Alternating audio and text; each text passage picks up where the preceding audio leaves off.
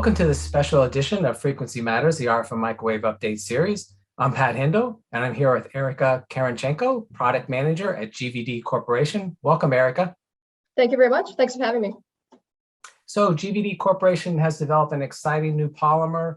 It's high performance for high frequency electronics. Can you tell us about its development and how it's different from traditional conformal coatings? Yeah, absolutely. So Signal Seal which is the brand name for the coating you're referring to, is a novel silicone film that was originally developed at MIT as a capsule for sensitive electronic. Then when the defense industry voiced the need for a robust yet low RF impact coating for military applications through one of the grants received by GVD, the coating was repurposed through the support from the US Navy, DARPA, as well as several tier 1 defense contractors who actually helped us understand the industry requirements, and then performed a lot of the qualification testing that we now regularly reference. And then through that collaboration, after years of research and development, that implantable med device coating eventually evolved into a new generation conformal coating because of its favorable dielectric properties and the fact that it provides very thermally stable environmental protection at a thickness of only 1 micron, making it feasible to actually conformally coat high frequency circuits. Well, that sounds very interesting. What challenges could Signal Seal help for RF and microwave engineers to help solve them? So in our understanding through the years from working with commercial and government customers, there are a variety of challenges that high performance electronics designers and manufacturers now face. We know that electronic warfare and military communications, as well as automotive industrial radar, are all moving toward higher frequencies. And at least on the aerospace and defense side, there's an ongoing optimization of size, weight, power, and costs, also known as SWaP-C. We often hear from customers that are asked to make systems that are modular, lightweight, and easily repairable. We see firsthand even that PCBs are increasingly more complex, they're densely populated, and they're using a wide variety of materials, both in processing and in final products. So with all those trends in mind, there's really no currently available solution that addresses all those challenges, electronics protection challenges, both on the conformal coating side, but as well as on the bulky and heavy hermetic packaging has been traditionally used in situations where conformal coating can no longer be used without drastic RF impact. So basically any application above 8 gigahertz. So all those changes and trends cannot currently be addressed by any of the legacy electronics protection solutions, both on the conformal coating side as well as on the hermetic packaging that's traditionally used at frequencies above 8 gigahertz. What we offer is an alternative that addresses many of those challenges, which is a highly reliable, surface agnostic, reworkable coating that's suitable to a variety of materials, complex geometries, and high frequency applications. Wow, that's a really good point that it can replace hermetic packaging. Very good way to do it. So how is this different from a more standard conformal coating called Parylene? So there's several main advantages that I somewhat alluded to already. First and foremost, since we're talking about RF and microwave applications, Signal Seal is applied at a very small thickness of 1 micron, and in addition to that, has a very low dielectric constant and low loss tangent, 2.6 and 0.001 respectively, which results in minimal RF impact even when applied directly over an RF circuit.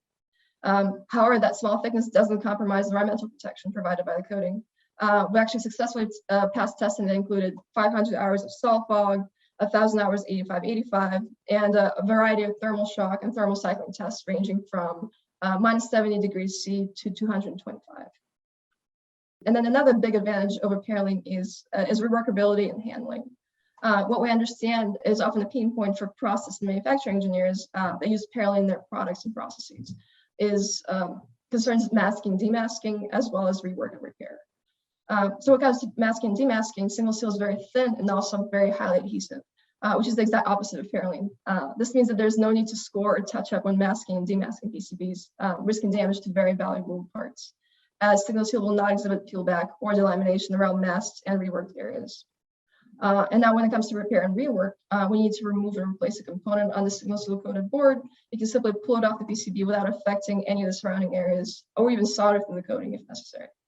And then after, you can either recoat the entire board with Signal Seal because it sticks well to itself, or coat specific areas or components, either through selective masking with Signal Seal or apply a little bit of liquid conformal coating of your choice where applicable. And in the end, there's really never a need to remove the coating through any of the harsh mechanical or chemical methods used in the industry.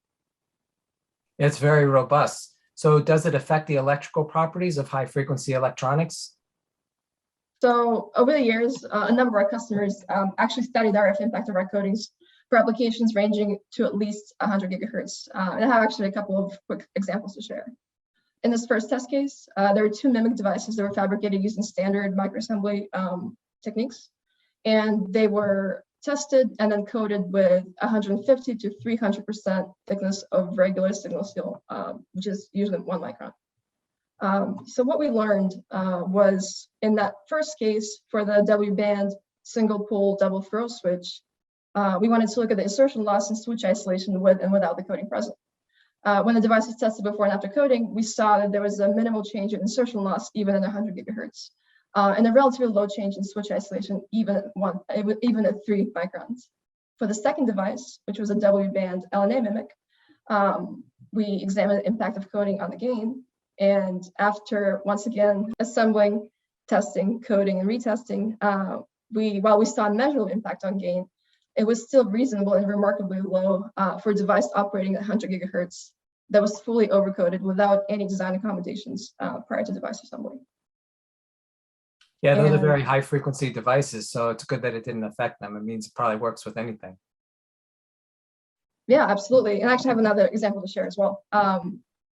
In this one in particular, we wanted to look at the impact of the coating, not just after coating, but also after environmental exposure, because it is known that conformal coatings can degrade after environmental exposure, which can cause some negative RF performance impacts long term.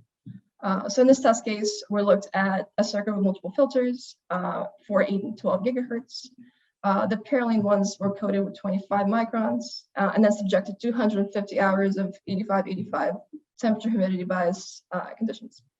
When we tested the circuit after exposure, we saw significant change in insertion loss as a function of degradation of the material over time. That actually predictably increased the frequency. And then by contrast, when we ran the same assay on coated single seal boards and took measurements after exposure, we saw a significantly lower change in insertion loss, actually a little over 1 dB at 12 gigahertz compared to almost 5 dB for Parylene at the same frequency.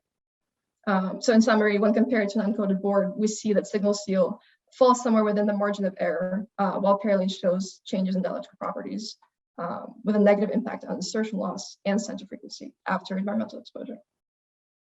Those are very good results. What are the main applications that will benefit from this technology? Yes, so there are a number of defense and aerospace applications that actually already benefit from this new material. I'm talking about our existing customers.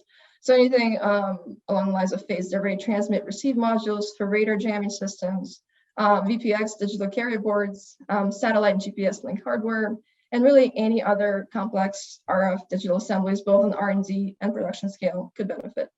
Not to mention that on the commercial side, the advent of 5G technology, as well as advancements in automotive and industrial radar, could create additional applications that could successfully utilize a low RF impact, high reliability conformal coating. Well, thank you, Erica, for talking to me today about GVD's signal seal vapor deposited coating and its advantages over what's available on the market today. And we thank everybody for watching, and join us next time on Frequency Matters. Thank you very much, Pat.